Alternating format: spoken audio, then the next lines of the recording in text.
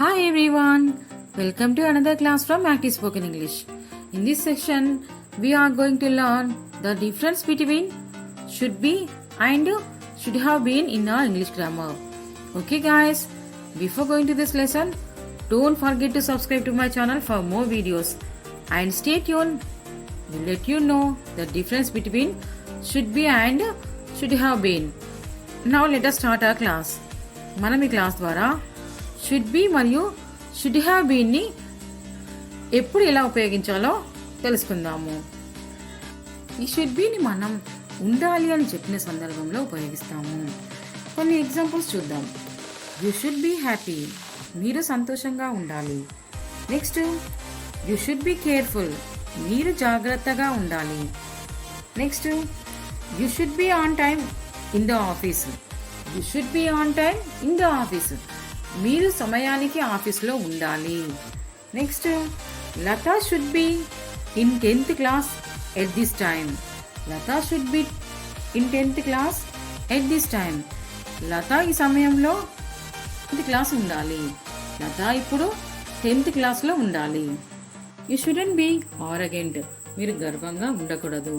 Next, you shouldn't be selfish, మీరు సెల్ఫిష్గా ఉండకూడదు. Okay guys, మనం షుడ్ బీని ఉండాలి అని చెప్పిన సందర్భంలో ఉపయోగిస్తాము. ఇదే షుడ్ బీని మనం అవ్వాలి అని చెప్పిన సందర్భంలో కూడా ఉపయోగించాలి. అది ఎలాగో ఇప్పుడు చూద్దాం. You should be a doctor, మీరు డాక్టర్ అవ్వాలి. She should be a dancer, ఆమె డాన్సర్ అవ్వాలి. Lata should be a singer, Lata singer అవ్వాలి. Rahul should be a cricketer, Rahul cricketer అవ్వాలి. You shouldn't be a dancer, మీరు డాన్సర్ అవ్వకూడదు. You shouldn't be an engineer, మీరు engineer అవ్వకూడదు. ఓకే గాయస్, మనము ఈ షుడ్ బీని ఉండాలి లేదా అవ్వాలని చెప్పిన సందర్భంలో ఉపయోగిస్తాము. ఇప్పుడు షుడ్ హ్యావ్ బీన్ తీసుకుంటే, ఈ షుడ్ హ్యావ్ బీని మనం పాస్ట్లో ఉపయోగించినప్పుడు ఈ షుడ్ హ్యావ్ బీని ఉపయోగిస్తాము. షుడ్ బీని మనం ప్రెజెంట్లో ఉపయోగిస్తాము. షుడ్ హ్యావ్ బీని మనం పాస్ట్ లో ఉపయోగిస్తాం. షుడ్ హ్యావ్ బీన్ ని మనం ఉండాల్సింది అని చెప్పిన సందర్భంలో మనం షుడ్ హ్యావ్ ని ఉపయోగిస్తాము. కొన్ని ఎగ్జాంపుల్స్ తీసుకుంటే, you should have been in the office, మీరు ఆఫీస్లో ఉండాల్సింది, మీరు ఆఫీస్లో ఉండాల్సింది. Next, he should have been here with us, he should have been here with us, మీరు అతను మాతోని ఉండాల్సింది. The doctor should have been in the hospital, the doctor should have been in the hospital, doctor హాస్పిటల్లో ఉండాల్సింది. Okay guys, మనం should have been అంటే పాస్ట్లో ఉండాల్సింది అని చెప్పిన సందర్భంలో ఉపయోగిస్తాము.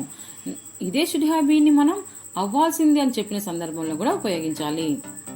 Examples, you should have been a doctor, మీరు డాక్టర్ అవ్వాల్సింది.